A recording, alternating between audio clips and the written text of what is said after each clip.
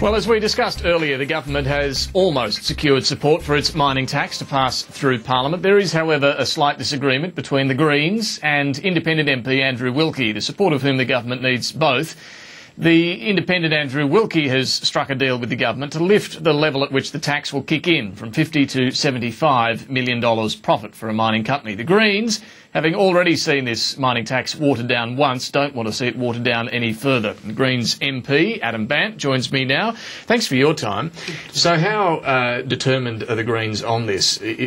Andrew Wilkie's done a deal with the government to lift that threshold to $75 million. Will you vote against the mining tax? Well, we've been saying for some time, some weeks now, that the government needs to be very careful about watering it down further in an attempt to get it through, because we've seen this, what was meant to be a tax that was going to set this nation up for a very long time, whittled away to the point where it's in danger of becoming almost nothing. And we lost somewhere in the order of $100 billion over a decade as a result of the first concessions, and now there's another set of concessions being made. And we've said all along that if the government makes more concessions, then we are going to insist that they can't take our support for granted, because we're going to insist that it essentially be revenue neutral. The changes that were made in discussions with Tony Windsor and Rob Oakeshott are, we think, good changes. We think that that's about spending the money in a way that we think is useful. But I think what the government needs to explain to us, what needs to be explained to the public, is why a mining company that's earning $75 million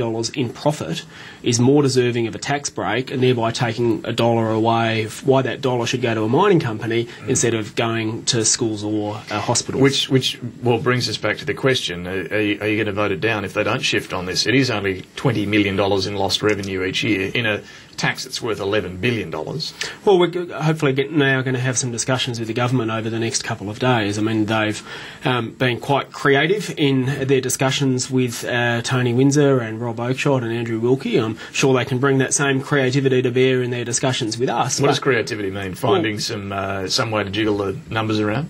Well, I think it's about jiggling numbers around. I mean, we've said very clearly that this is initially a very good proposal that's been whittled away substantially, and we've said for a long time we're not prepared to see it whittled away further. So does that mean that this mining tax may not go through?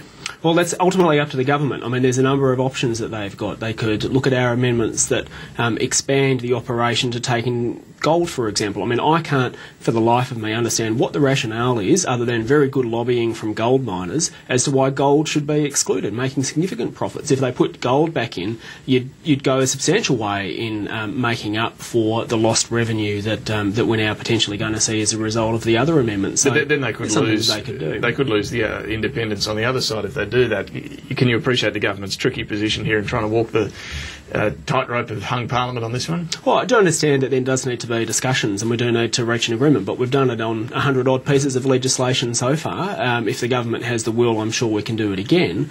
But I think that there's a reluctance amongst the public as well to see this whittled down further, and the case that has to be made now if we don't fix this, by Andrew Wilkie and by the government, is why that money should stay in the pocket of a miner who's earning $75 million rather than go to schools or rather than go to health. Could you vote against this amendment from Andrew Wilkie but still vote for the bill?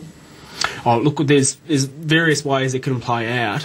We'll be having discussions, I hope, with the government over the next couple of days to see if we can resolve it. We've always said that our approach to this, even though this proposal now is a far cry from the original and not what we want, we're about improving it, not blocking it, and that's the same spirit we'll take to these discussions. And just finally on Afghanistan, today you've put on the notice a motion to set a deadline or a date for withdrawing our troops from Afghanistan. Well, we're calling on, the motion that I'll put up is to call on the government to set a date for the safe withdrawal of troops. Now, we haven't yet had that debate. We didn't have a debate to deploy them in the first place, but we should have a debate to bring them home. At the same time as the United States is going to bring home an extra 10,000 troops by Christmas this year, and other countries are moving that way. We heard the Prime Minister today potentially talking about indefinite stay past 2014.